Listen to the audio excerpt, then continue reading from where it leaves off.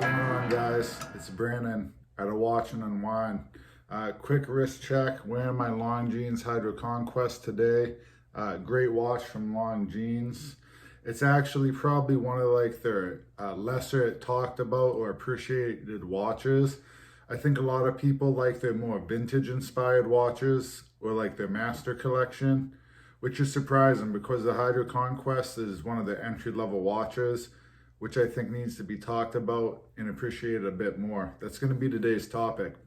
What we're going to be talking about, some well-known brands that you guys know of, but they're pretty unknown or lesser talked about watches. So let's just get right into it. I'm going to be covering 6 watches at various price points, and these are in no particular order. If you guys have a good example of a lesser known watch from a well-known brand, please make sure to let me know in the comments down below so I can cover it in a future video, or that's just another great way to get that information out there. And guys, please, before we get started, hit that subscribe button and hit that thumbs up. Even if you guys didn't like the video, I'm really trying to, build things up. It's going to help me out, and then that way I'm able to make better videos for you guys. All right, guys, so I'm going to be talking about 6 different watches. So we're going to start with number 1. We're going to go with the brand Hamilton. This is one of the lower entry price points from the Swatch group, but it's a lot of bang for your buck as far as mechanical Swiss watches go. I own a variation of the khaki field titanium automatic. The regular variation is in stainless steel and it has a manual wind movement. So if you're a watch collector, you probably have definitely at least heard of Hamilton, or maybe you own a khaki field, as I think it's probably the most popular and one-known model. They have a lot of other great watches too. I do hear people talk about a little less than their field watches, but we have the Jazzmaster line, and it's a really handsome line of dress watches, and the Intramatic, which is a chronograph that I really like a lot. But I almost never hear people really talk about the Frogman. And this is a line of their dive watches, guys. It's a Swiss dive watch with between 300 to 1,000 meters of water resistance, depending on the variation. They get a couple different variants, but the one I really like is the blue variation, or the one that is a black dial with a red bezel. A lot of people, at an entry-level diver, don't really think of Hamilton, but I think this Frogman is a good watch, and if you're looking for kind of your first Swiss watch and you want to go for a diver, I think that the Frogman should be something that you guys are considering. Up next, we have Omega, and this is another brand that I own and love. When you say Omega, the 2 things that come up to mind is probably going to be the Seamaster and the Speedmaster, and rightfully so, because these are both awesome watches. And even though we're talking about like a starting point of $5,000 to $6,000 for a Speedmaster or a Seamaster for the most basic models, these watches offer a lot of bang for buck for your money, even at that price point. But what if you didn't want to spend that type of money, but you still want to get an awesome watch from a brand like Omega? I'd recommend checking out the DeVille line. The DeVille is by far their most ignored line of watches, and it's also their most affordable entry point. Guys, take a look at this. This is Joma's shop right here. As you guys know, I've shopped here in the past. Omega DeVille watches can be found here regularly in the low to medium $2,000 range. We're talking about a well-known brand with plenty of heritage, really good quality and detailing, good design, in-house movement for under $3,000. These watches are on the dressier side, but I think that they also look really good in a more casual outfit or setting. They're just great daily wearers for almost any situation, in my opinion, as long as you don't smash it up too bad or take it swimming. So you really can't talk about the Omega DeVille line without bringing up Rolex's least known, or at least less talked about watch, the Rolex Cellini. It has a lot of parallels to the Omega DeVille line, and it's Rolex's take on a dress watch. Rolex is known for their sportier style watches, just like Omega, even though all watches like the Oyster Perpetual, the Daytona, the GMT Master, the Datejust, and the Submariner, they kind of fit the bill of being right in between sporty and dressy, especially if we were to put some of those pieces on a Jubilee bracelet rather than the Rolex Oyster bracelet. The Rolex Cellini is a well-made dress watch that can pretty much go toe-to-toe with a Lange Patek, at least when we're looking at the front of the watch, especially if we're talking about the moon phase. This is my favorite variation of the Cellini, but then why doesn't it get credit and why don't people like it? I think it boils down to two things. First, let's turn this watch around, and what you're going to see is a solid case back. This is a $26,000 watch, and when people are dropping that kind of money on a dress watch, they want to show it off, or at least have the access to show it off if they wanted to, so you could see a dressed up movement. Here, this just isn't an option. Two, it just isn't hyped up like the Submariner, the Daytona, or even like a Rolex Explorer. Almost no one talks about it online from what I've seen. Almost no one takes pictures or wrist shots or video of them, at least not to the extent they do of every other Rolex model. I've actually heard it talked about for quite a while now that this line might get discontinued. So maybe if they do, they'll become a bit more popular, because that kind of seems to be the way these things are going lately. But these are also, as of right now, still the only Rolex that you're going to be able to get a discount at an AD, as I've personally seen them and had them offered to me for 25% off. And that's not going to be the case with any other Rolex model. Even the Oyster Perpetuals are really hard to get now. And if you do get one, you're going to be paying full market price. Next brand I want to look at is Seiko. Not Grand Seiko, but just regular Seiko. So we're dropping back down in price a little bit.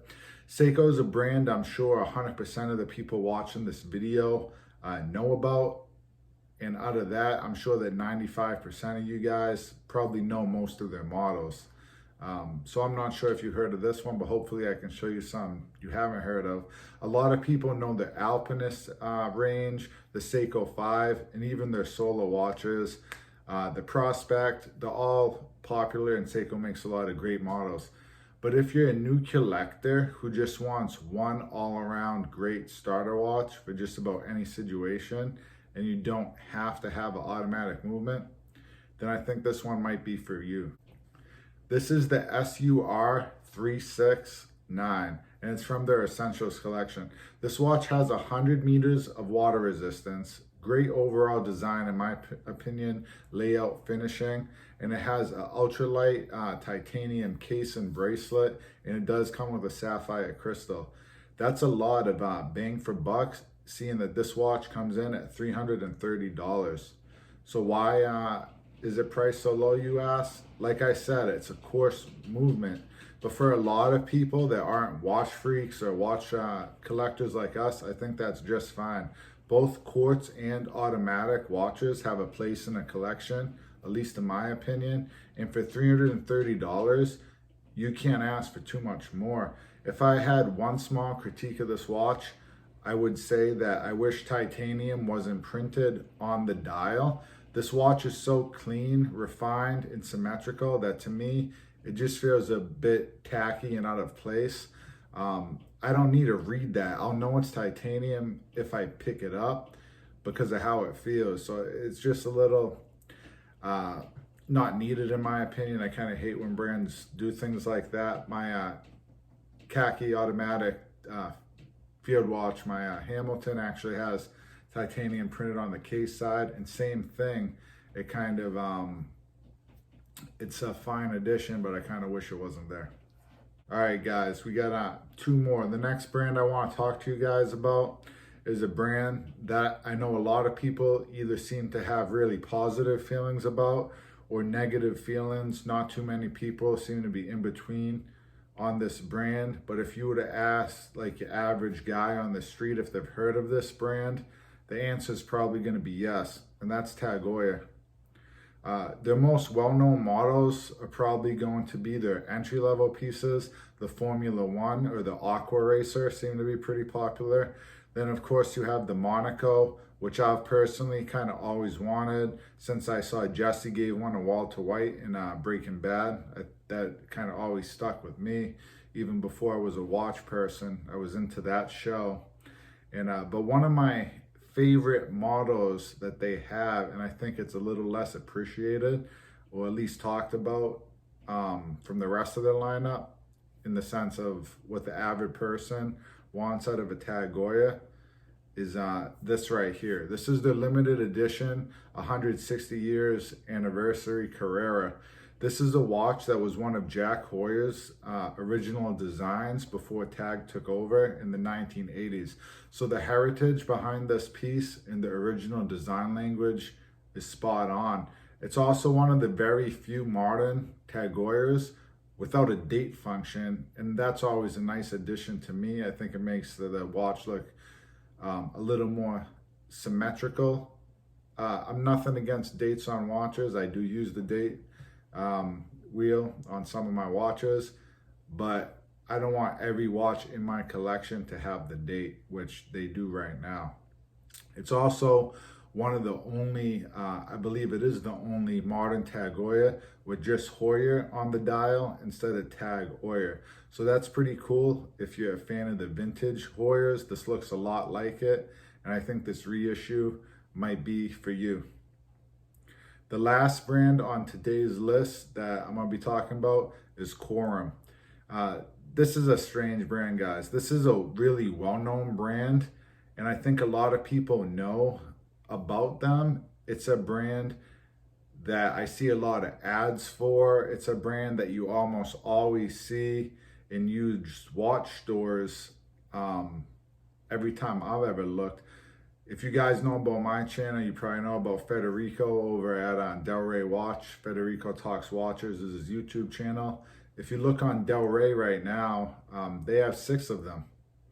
And it's a brand that I've actually covered in one of my previous videos when I was talking about exotic watch dial materials for their heritage coin watch. If you guys haven't seen that video, please check it out. I also cover a couple other cool dial materials on there. But this is a brand that I've actually never heard or seen anybody wearing, and I've heard like barely anyone ever talk about. So they're popular, everyone kind of knows about them, but who is buying these Corum watches? I don't know. I think one of the most popular watches is probably the Golden Bridge and the Heritage Coin Watch. That's the watch that I featured in my couple videos back. And they're also known for the bubble watches that are kind of like a wearable meme. I don't know if anyone actually likes these watches. Some of them are kind of cool, but some of them are pretty horrendous looking, if you ask me. But the watch I wanted to talk about today is the Grand Le Vieux.